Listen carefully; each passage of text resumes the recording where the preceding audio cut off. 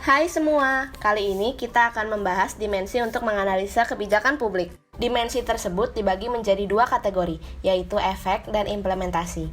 Berikut contoh analisa dimensi kebijakan publik. Analisis kategori dimensi efek akan menggunakan rancangan Undang-Undang Perlindungan Data Pribadi. Efektivitas RUU Perlindungan Data Pribadi belum dapat dibuktikan oleh data. Namun diharapkan dengan adanya hukum yang tegas, potensi terjadinya kejahatan akan menurun dan data pribadi dapat terlindungi dengan baik. Dalam survei pelanggaran keamanan siber 2019 yang dilakukan oleh Departemen Digital Budaya Media dan Olahraga UK menunjukkan bahwa peraturan serupa yang diterapkan oleh Uni Eropa, yaitu General Data Protection Regulation, menurunkan identifikasi serangan cyber dalam kategori bisnis sebanyak 11% dari tahun sebelumnya. Demikian diharapkan RUU Perlindungan Data Pribadi memiliki efektivitas yang serupa.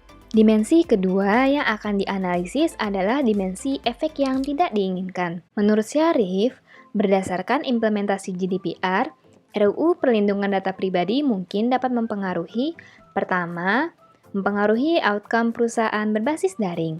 Hal ini karena perusahaan biasanya membutuhkan hasil analisis data pengguna yang diperoleh melalui internet untuk digunakan dalam proses pengambilan keputusan. Efek lainnya terjadi ketika pemilik data tidak menyetujui datanya untuk diambil oleh pihak pemroses data. Hal ini terjadi ketika pemilik data tidak memiliki pemahaman akan tujuan dari pengumpulan data tersebut.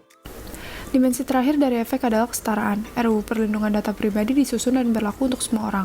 Meski merangkul seluruh masyarakat, namun RUU ini memiliki besar dampak yang berbeda untuk setiap individu atau kelompok.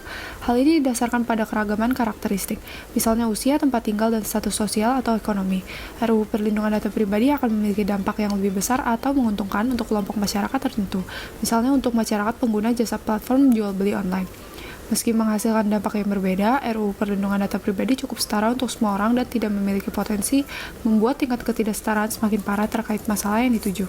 Analisis kategori dimensi implementasi akan menggunakan rancangan Undang-Undang Praktik Psikologi. Pertama adalah biaya.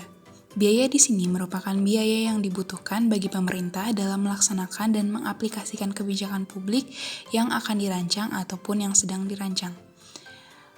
Penerapannya di dalam RUU Praktik Psikologi adalah pendanaan untuk Dewan Psikologi Indonesia didapatkan atau bersumber dari anggaran pendapatan dan belanja negara atau yang biasa kita kenal dengan APBN. Pendanaan tersebut dikelola secara transparan dan akuntabel serta diaudit sesuai dengan ketentuan peraturan dalam perundang-undangan.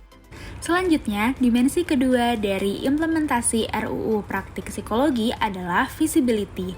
Karena visibility membahas tentang sumber daya yang ada dalam RUU, jadi sumber daya apa aja sih yang ada dalam RUU Praktik Psikologi?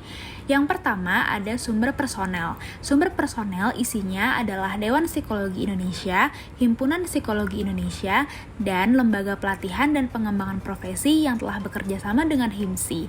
Kemudian ada juga sumber bahan acuan yang isinya ada Kode Etik Psikologi Indonesia. Oh iya, jangan lupa ya untuk selalu verifikasi apakah kebijakan publik yang diajukan sudah sesuai belum dengan peraturan yang sudah ada dan berlaku. Yang ketiga adalah acceptability, atau penerimaan dari pihak yang terkait mengenai RUU yang sedang dirancang.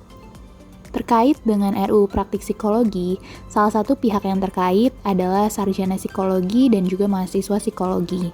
Sehingga Ikatan Lembaga Mahasiswa Psikologi Indonesia menyatakan dukungannya terhadap RUU ini dengan landasan kegelisahan akan tidak adanya landasan hukum yang jelas bagi praktik psikologi di Indonesia. Sekarang waktunya kita kuis. Ayo evaluasi materi baru tadi.